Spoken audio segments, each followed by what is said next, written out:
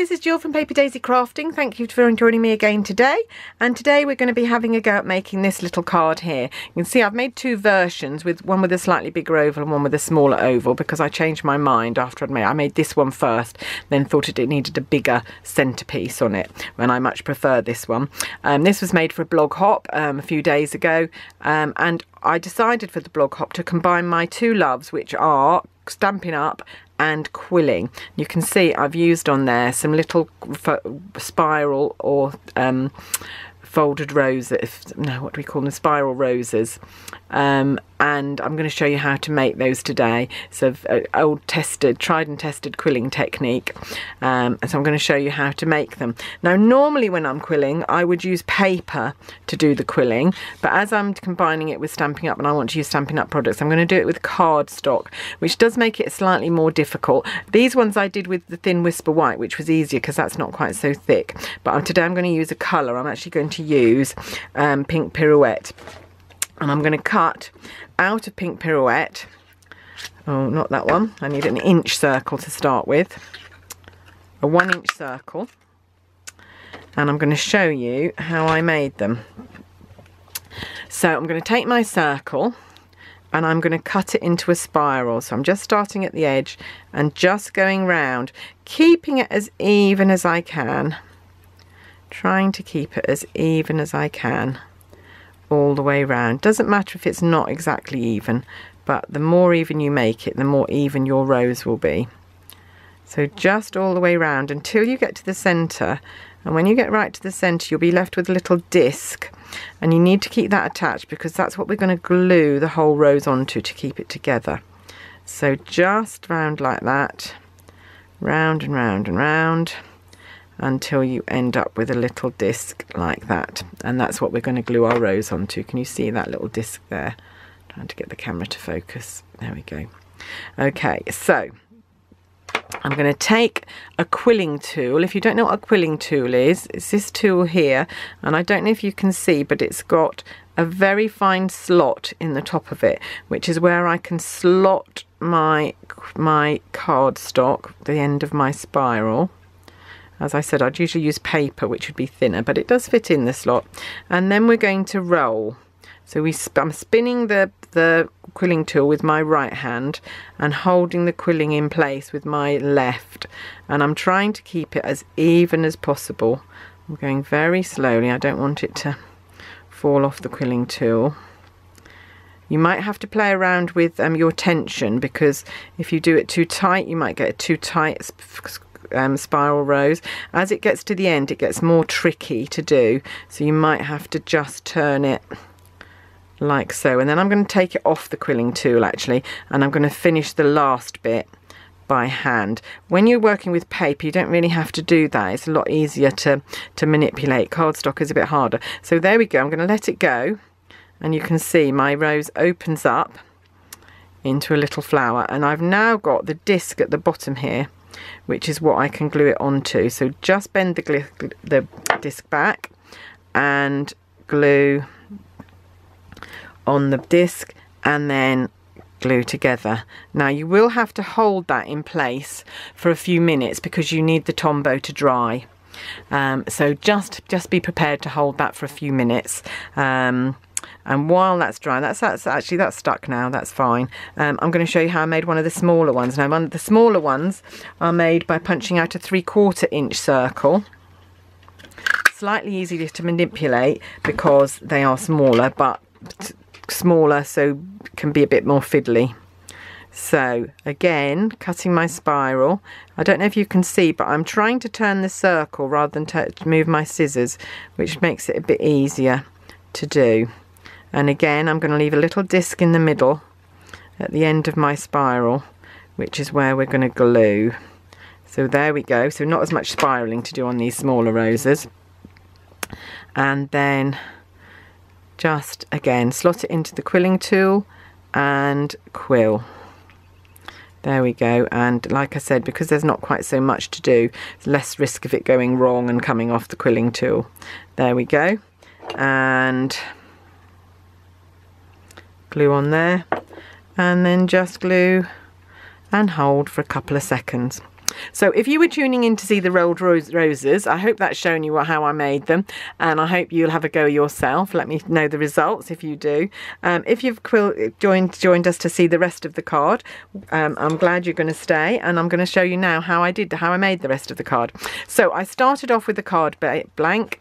I'm using pink pirouette today. In my wedding cards I used all white, so all white cardstock, white and silver, but I'm going to use pink today. So this card base measures 21 centimeters by 15, and I've then scored it at 10.5 centimeters. If you're working in imperial, it's 8 1/4 inches by 6 inches, and it's scored at 4 1/8. So I've got my card blank already, and I have then already embossed a piece of Whisper White card. This is the thin Whisper White card, doesn't need to be thick, and I've embossed it with the Garden Trellis embossing folder, which I think is really pretty and quite intricate, and that's going to be mounted on there. My panel is either 1/2 centimetre or 1/4 inch smaller than the original card blank, so in centimetres the panel measures 14.5 by 10 centimetres, and in inches it measures 5 3/4 by 3 7/8. Okay, before I stick it on though, I'm going to stick some ribbon on here, because you can see we've got ribbon on here, and I've tucked it around the back of this panel so that we don't see the ends. So I'm going to be using our white organza ribbon, but I don't want it white because I'm doing a pink card. So what I'm going to do is I'm going to use our blends to colour it. It's really easy technique, really great to do. So you just take a length of ribbon that you want to colour, and I'm going to use our light pink pirouette blend pen, and I'm going to use the brush end, and I'm just going to hold it at one end and just brush the ink on. It's a really wonderful way. If you've got white ribbon and you can now get any colour that the blends come in, you can colour your ribbon to whatever colour you want. The only thing I will say, it does make the ribbon a little bit stiffer. So if you're trying to tie bows or things, that might cause a little bit of a problem.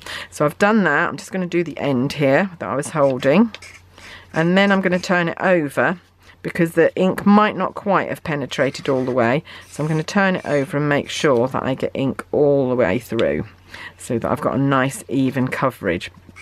And you can see I've now got a lovely length of pink ribbon rather than white, which is what I want for my card. That's going to just need to dry for a couple of seconds because it's got the alcohol ink on it. While it does that, I'm just going to measure on my panel to find the exact middle of this card, and you'll see why in a sec. So I'm going to measure in centimetres. I work in centimetres. So 14.5 centimetres, so I need 7 1/4 is my middle, and just check that that's roughly the middle this way. 10, yeah, okay. So that little pencil mark marks the middle of my my panel. I'm going to use a little bit of tear and tape in the middle there, and I'm going to secure the ribbon with that, but it won't matter that it will be seen through my organza ribbon because it's going to be covered up by our oval panel. So let's just take off the backing of the tear and tape and stick that on there, and I know because I've measured, I know that that's central to my card. And then on the back I'm going to use another little bit of tear and tape on either side to secure the ribbon. Oh, that came off. Got my tape before I took the backing off. Hey ho, still use it. There we go. And another little piece up here, and then I can just take off the backing on this end. Don't need to do it on the other end. There you go. And make sure it's straight and stick, and make sure it's straight and stick, and that's now my panel ready to be mounted on my card. Can you see? Okay, I'm going to just trim off the odd ends of that ribbon. I don't need those ends on there, so trim and trim, and I'm going to use a little bit of Tombow to stick my panel down on my card. I don't know if you can hear, my voice is a bit croaky. I've got a really bad cough that I picked up. We've just been on a family holiday to New York for a week. The 6 of us went, me, my husband, my 3 children and my son's girlfriend. Had a wonderful time, but I picked up this cough that I can't seem to shake. I'm going to have to go to the doctors if it doesn't go within a few more days. There we go. So that's the ribbon on our card. Now the panel, if we look back at our originals, we've got a silver scallop, which I've already cut out using the layering ovals. So I used this one here, which is like the second biggest scalloped oval, and I then I'm going to use, to cut out the white oval, I'm going to use the stitched oval, and it's the second biggest stitched oval. But before we do that, we need to put on our message. So I'm going to use my embossing buddy. Oh, I've just realised I haven't got my heat gun out. I'm going to have to get that out quickly. Okay, and I'm going to stamp happy birthday.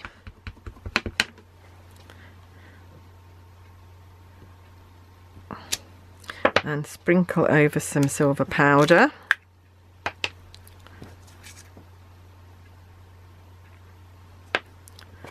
And try and get that back in the jar. The stamp I'm using is from the Perennial Birthday stamp set. Just quite a nice plain happy birthday. And just give me 1 minute while I just get my heat gun out, which I forgot to get out before I started. Luckily it's close at hand. Just plug that in and emboss my greeting on there. Got to unwind this thing. Oh, there we go. Oh, and I'm back. There we go. So let's just heat emboss our silver message. Not quite so much silver on this version of the card. There we go. And lovely. That's all I needed it for. Okay, and then I'm going to bring my big shot in. I don't often do an awful lot of die cutting on camera. I think it's not terribly interesting for you to see, but I wanted to print the message before I die cut the message so that I know that the greeting is in the middle. So here's my very old tried and tested big shot. Let's move it up a bit so you can see.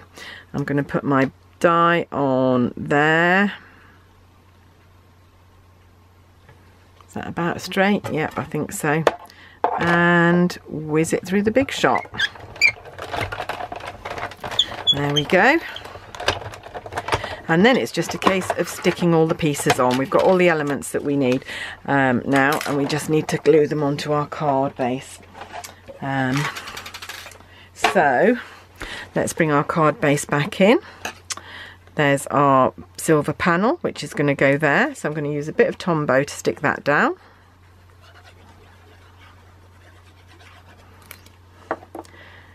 And then, there we go. So like I said, I'd already die cut that before I came onto camera. Then got the happy birthday. Now the happy birthday I'm gonna glue with tear and tape, because it's gluing onto the silver, and sometimes with liquid glue you don't get a very good adhesion if it's a non-porous surface. So I'm going to use tear and tape, which is like a sticky adhesive tape, so that it will stick properly. So just 3 bits of tape on there to make sure it's stuck nicely. Take those off with my tweezers, the backing off with my tweezers. Can you see? To keep reminding myself to stay in camera. There we go. That's going to go onto there. And I'm then going to come in with my one of my big roses and put that there with a little bit of Tombow. Thankfully, Tombow and tear and tape are still in the new catalogue. They've taken out the fast fuse, which is a bit of a shame, but they've left in Tombow, the liquid glue, and the tear and tape. Okay, so now before I put the little flower on, I'm going to come in with one of these. I'm going to cut it down a little bit of Tombow on it. So you can play around and get these positioned exactly as you want. I'm just doing this in a bit of a hurry because I know my camera will cut out after 16 minutes because it won't tape any longer than that, so I need to get finished. And that's going there. And one more on the other side. And actually what I'm going to do is I'm going to just use my bone folder to flatten this out a bit so that I can use it the other way round. You get a bit of a curve when you do a die cut.